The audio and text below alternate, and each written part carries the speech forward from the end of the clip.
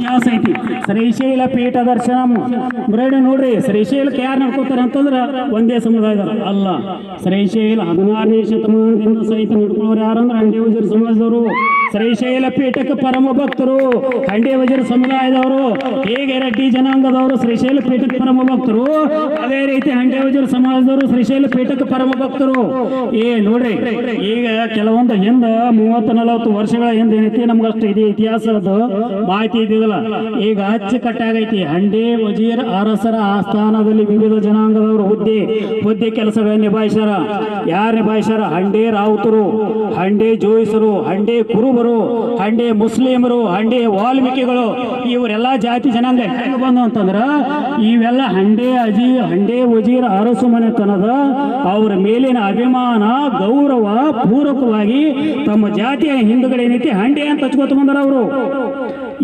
ಅಂದ್ರೆ ಎಷ್ಟು ಜನಾನ್ಯ ರಾಗಿಗಳಾಗಿದ್ದಾರೆ ಅಂದ್ರೆ ಈ ಅರಸರು ಅದನ್ನ ನೀವು ಏನೈತಿ ಅವಲೋಕಿಸ್ಬೇಕಾಗತ್ತೆ. ಎಂತ ಒಂದು ಶ್ರೇಷ್ಠವಾದ ಇತಿಹಾಸ ಐತಿ. 1800ನೇ ಇಸ್ವಿ ತನ ಏನೈತಿ ಅವನ ಮಕ್ಕಳು ಮೊಮ್ಮಕ್ಕಳು ಮರಿಮೊಮ್ಮಕ್ಕಳು ಎಲ್ಲ ಏನೈತಿ ರಾಜಭಾರ ಮಾಡ್ಯಾರ. ಮುಂದೆ ಏನೈತಿ ಇತಿಹಾಸ ಸಾಕಷ್ಟು ಅದಾವ. 16ನೇ ಶತಮಾನದಾಗ ಶಟಸ್ಥಲ ಶಿವಾಯಣ ಗ್ರಂಥ, ಏನೈತಿ 17ನೇ ಶತಮಾನದಾಗ ಹಂಡೆ ವಜೀರ್ ಅರಸು ಮನೆತನದ ಆಸ್ಥಾನದ ಕವಿ ರಘುತರಂಗ ಬರೆದ ಬಟಾಂಗಿನ ಸಾಹಿತ್ಯ. ಮುಂದೆ ವಿದೇಶಿ ವಿದ್ವಾಂಸ CP ಬ್ರೌನ್ ಬರೆದ ವಾರ್ಸ್ ಆಫ್ ದಿ ರಾಜಾಸ್. ಆಮೇಲೆ ಅನಂತಪುರ ಕೈಪೇತ್ ಯಾರು ಬರ್ಸ್ಯಾರಂದ್ರೆ ಹಂಡೆ ಸಿದ್ದಪ್ಪ ನಾಯಕ, ಹಂಡೆ ಹನುಮಪ್ಪ ನಾಯಕನ ಮಗ.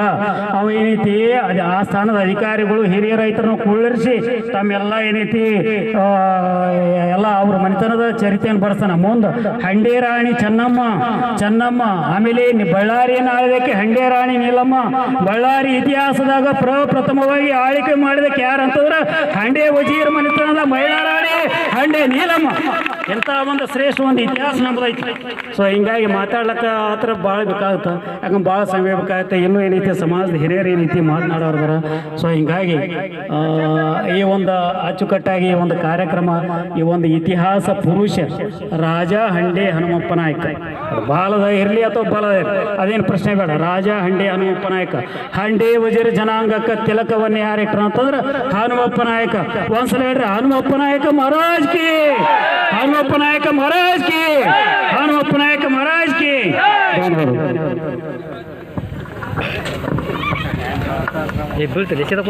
ನಮ್ಮ ಈ ಇತಿಹಾಸದ ವಿಷಯದಲ್ಲಿ ನಮ್ಮ BS ಪಾಟೀಲ್ ಹಲಾಳ್ ಸರ್ ತೊಡಬೇಕಾದ್ರೆ ನಾವು ಜರ ಹಿಂದೆ ಮುಂದೆ ನೋಡಿ ತೊಡಬೇಕು ಅವ್ರನ್ನ. ಯಾಕಂದ್ರೆ ಸಂಪೂರ್ಣವಾಗಿ ಅಧ್ಯಯನ ಮಾಡ್ಯಾರ ಅವರು. ಪ್ರತಿನಿತ್ಯ ಇಂಥ 100